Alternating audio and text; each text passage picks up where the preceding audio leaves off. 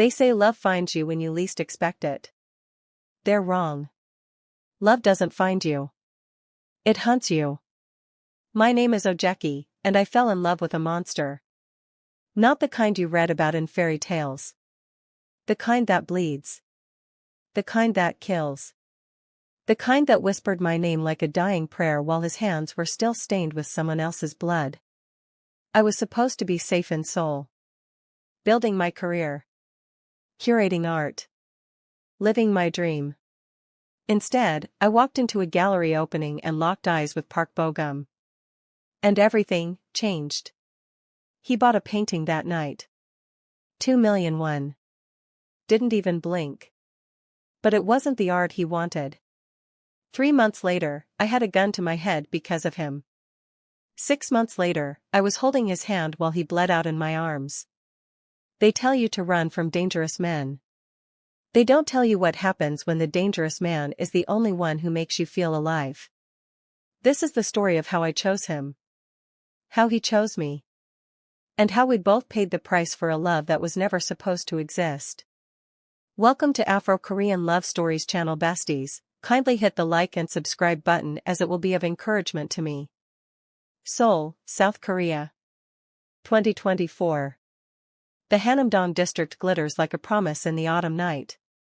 Ogechi stands in the center of her gallery, surrounded by her life's work. 23 pieces. Each one tells a story of resilience. Of survival. Of beauty born from pain. She's 28 years old. She's worked 6 years for this moment. And she's terrified it won't be enough. You look like you're about to throw up, her assistant, Minji, whispers. Ogechi laughs. That obvious? Only to me. The doors open. Seoul's elite flood in. Designer suits. Practiced smiles. Eyes that calculate value before they see beauty. Ogechi has learned to read these people. The collectors who actually care. The investors who see art as cryptocurrency. The socialites who come for the champagne and the Instagram photos. But then he walks in. Park Bo-gum doesn't look like the others. He's younger. Early 30s, maybe. Sharp jawline. Eyes that don't scan the room, they dissect it. Black suit that probably costs more than her monthly rent. And something else. Something that makes the hair on the back of her neck stand up. Danger. Pure. Undiluted. Danger. He stops in front of her centerpiece. Rebirth in Red. A mixed media piece about surviving trauma and emerging transformed. Ogechi watches him study it. Most people look at art for 15 seconds. Maybe 30 if it's impressive. Bo-gum stands there for 3 minutes. She should let him be. Should let the art speak for itself. But something pulls her forward. It's about the space between dying and living, she says quietly. He doesn't startle. Doesn't even seem surprised she's there. The artist understands pain, he says. His voice is smooth. Controlled. Like he measures every word before releasing it. The artist is me. Now he looks at her. And Ogechi feels it. That moment. That shift. Like the world tilts on its axis and nothing will ever be the same. His eyes are dark. Impossibly dark. But there's something in them. Recognition, maybe. Or curiosity. Then you understand it too, he says. It's not a question. Everyone does, Ogechi replies. If they're honest. The corner of his mouth twitches. Almost a smile. Most people aren't. Are you? Brutally. They stand there. The noise of the gallery fades. It's just them and the painting and something electric crackling in the air between them. I'll take it, Bo-gum says. You haven't asked the price. I don't care about the price. He pulls out a business card. Hands it to her. Their fingers brush. Ogechi feels it like a shock.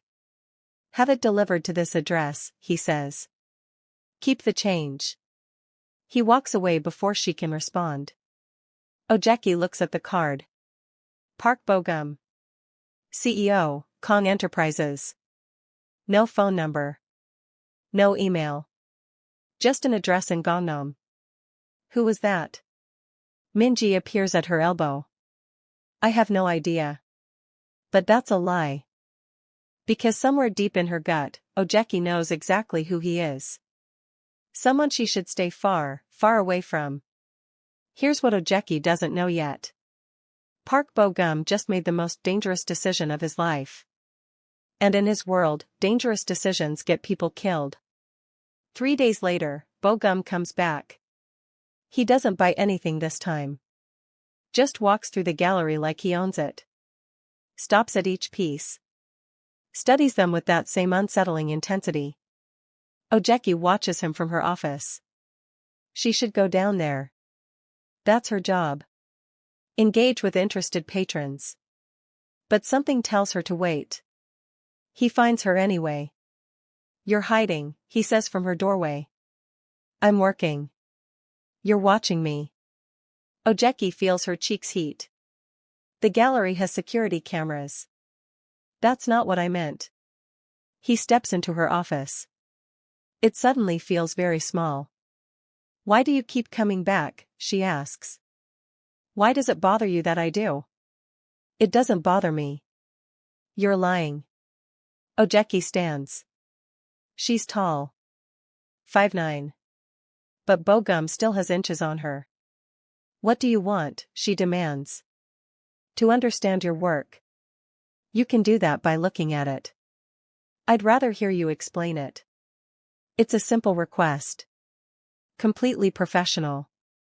So why does it feel like something else entirely? Fine, Ogechi says. Which piece? All of them. Over the next 2 weeks, it becomes a routine. Bo-gum comes to the gallery. Always late afternoon. Always alone. They walk through the exhibition together. Ogechi explains the stories behind each piece. The artists. The techniques. The meaning. Bo-gum listens like every word matters. He asks questions that show he's actually thinking. Not just making conversation. This one, he says, stopping at a sculpture. Why does it face away? Because sometimes survival means turning your back on what tried to destroy you. And if it follows? Then you face it. But on your terms. He looks at her. You believe that? I have to. Something shifts in his expression. Softens, maybe. I ordered the painting delivered, Ogechi says. Your people refused delivery. I know. Why? Because I wanted a reason to keep coming back. The honesty is startling. Ogechi should shut this down. Should maintain professional boundaries. Instead, she says, you don't need an excuse. Bo-gum's eyes darken. Don't I? No. The word hangs between them. Have dinner with me, he says. That's not appropriate. I don't care about appropriate. I noticed. Is that a yes? Ogechi hesitates. Every instinct screams warning. This man is dangerous. She doesn't know how she knows, but she does. One dinner, she hears herself say. One dinner, he agrees. But they both know it's a lie. That night, Park Bo-gum sits in his car outside the gallery. His phone rings. Hyung, the voice says. His second in command. Lee Tae-sung. We have a problem. Define problem. The Busan crew is moving on our territory. Kim Jae-wook wants a meeting. Bo-gum's jaw tightens. Tell him I'm busy. Hyung. Tell him. He hangs up. Through the gallery window, he can see Ogechi. She's laughing at something Minji said. Her whole face transforms when she smiles. Bo-gum knows what he's doing is selfish. Knows it's dangerous. Knows it puts her at risk just by association. But for the first time in 10 years, He wants something that isn't about power or survival or violence. He wants something beautiful. And Park Bo-gum has never been good at denying himself what he wants. Dinner becomes 2 dinners. 2 becomes 5. 5 becomes meeting for coffee. For walks along the Han River. For late-night conversations in the gallery after everyone else has gone home. Ogechi learns things about him. Small things. Careful things. He grew up in Busan. His parents died when he was 19. He has a sister he hasn't spoken to in 8 years. He's careful never to mention his work. But Ogechi isn't stupid. "What do you actually do?" she asks one night. They're sitting on the gallery floor, sharing a bottle of wine after hours. "I told you. I run a company." "What kind of company?" "The profitable kind." Bo-gum. He looks at her. "Do you really want to know?" And here's the thing. She doesn't. Because knowing means choosing. Means drawing a line. Means ending this before it goes any further. "No," she admits quietly. "Smart girl." "I'm not a girl." "No," he agrees, his voice dropping. "You're not." The air between them thickens. They've been dancing around this for weeks. This pull. This magnetism. "This is a bad idea," Ogechi whispers. "Terrible," Bo-gum agrees. "We should stop." "We should." Neither of them moves. And then Bo-gum reaches out. Slowly. Giving her time to pull away. He cups her face in his hand. His palm is warm. Calloused. "Tell me to leave," he says. "Stay." He kisses her like he's drowning and she's oxygen. Ogechi has been kissed before. She's 28. She's had relationships. But nothing has ever felt like this. Like falling and flying at the same time. Like coming home and leaving everything behind. When they finally break apart, they're both breathing hard. "I can't promise you safe," Bo-gum says. His forehead rests against hers. "I can't promise you easy." "I'm not asking for safe." "What are you asking for?" "Honest. Just be honest with me." Something in his expression cracks. "You might not like what honest looks like. Try me." So he tells her. Not everything. But enough. He tells her about the organization. About the business that isn't really business. About the blood on his hands and the bodies in his wake. He tells her he's trying to get out. That he's been building legitimate operations. That he wants a different life. But that right now, today, he's still dangerous. Still deadly. Still everything she should run from. Ogechi listens. Doesn't interrupt. Doesn't judge. When he's done, she says, "Okay. Okay? I heard you. I understand. And?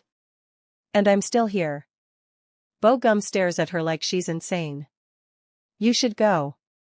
You should run. You should." "I choose you," Ogechi says. Simple. Final. Whatever that means. Whatever comes. "I choose you." For the first time since she met him, Park Bo-gum looks vulnerable. "You'll regret it," he whispers. "Maybe. You'll hate me. Possibly. I'll hurt you. Then hurt me. But don't lie to me. Don't hide from me. Don't treat me like I'm fragile." Bo-gum kisses her again. Slower this time. Deeper. "God help me," he breathes against her lips. "I'm keeping you." Good. That night, they cross a line they can never uncross. And somewhere in Busan, someone is watching. Someone who sees weakness. Someone who sees opportunity. Someone who's about to make Park Bo-gum's worst nightmare come true. 3 weeks of bliss. 3 weeks of stolen moments and secret smiles. 3 weeks of Ogechi learning what it means to love someone who lives in shadows. Bogum is careful. Always watching. Always aware. His people follow her. Not obviously. But she notices. The same black car. The man who always seems to be in the coffee shop when she arrives. Protection, Bogum explains when she asks. From what? From people who would use you to get to me. It should scare her. Maybe it does, a little. But mostly, it makes her angry. I'm not bait, she says. I know. I'm not a liability. I know that too. Then stop treating me like I need a babysitter. Bogum pulls her close. I can't lose you. You won't. You don't know that. Neither do you. It's their first real fight. They make up against her apartment wall, desperate and intense. But the fear doesn't go away. And it shouldn't. Because the threat is real. It happens on a Tuesday. Ogechi is walking home from the gallery. It's late. Past 10. She should have called for a car. Should have waited for Bogum. But she's tired of being careful. Tired of looking over her shoulder. She wants her life back. The van pulls up fast. Too fast. Ogechi has half a second to realize something's wrong before hands grab her. Rough hands. Strong hands. She fights. Bites. Scratches. Screams. It doesn't matter. They're stronger. A cloth presses over her mouth and nose. Chemical smell. Sweet. The world blurs. Bogum is in a meeting when the call comes. Taesung's face is white. Hyung. They took her. The world stops. What? The Busan crew. They took Ogechi. 20 minutes ago. Everything inside Bogum goes cold. Not hot. Not angry. Cold. The kind of cold that kills. Where? His voice is flat. Empty. We don't know yet. For all of this. For dragging you into my world. For. Stop. Just stop. You saved me. I put you in danger in the first place. I chose you, remember? I chose this. You're insane. Maybe. But I'm your insane. Bogum laughs. It turns into a cough. More blood. Stay with me, Ogechi begs. Please. Please stay with me. Always, he whispers. And passes out. The bullet didn't hit anything vital. That's what the doctor says. Bogum's doctor. The one on his payroll who doesn't ask questions. He'll live. But it's close. Too close. Ogechi doesn't leave his side. Not for 3 days. Not while he's unconscious. Not when he wakes up confused and disoriented. You're still here, he says. His voice is rough from the breathing tube. Where else would I be? Safe. Far away from me. We already had this conversation. Worth trying again. No. Bogum tries to sit up. Ogechi pushes him back down. Don't you dare. I need to. You need to rest. Taesung is handling everything. Ogechi. I almost lost you. Her voice breaks. I watched you bleed. I thought. Bogum reaches for her hand. Threads their fingers together. I'm here. You could have died. But I didn't. You were shot because of me. I was shot because of me. Because of choices I made years before I met you. Ogechi wipes her eyes. I can't do this. Bogum's heart stops. What? I can't watch you die. I can't sit in hospital rooms wondering if this is the time you don't wake up. Then what do you want? She looks at him. I want you out. All the way out. I want the life you promised you were building. It's not that simple. Make it simple. Ogechi. I'm not asking you to choose between me and your life. I'm asking you to choose life. Period. If you stay in this world, it will kill you. Maybe not today. Maybe not tomorrow. But eventually. Bogum is quiet for a long time. It'll take time, he finally says. How much time? 6 months. Maybe a year. Then we have a year. But after that, I want out. We want out. Both of us. And if I can't, then I'll love you until the day one of us dies. But I'd rather love you for the next 50 years. Bogum pulls her down. Kisses her. Gentle. Careful. 1 year, he promises.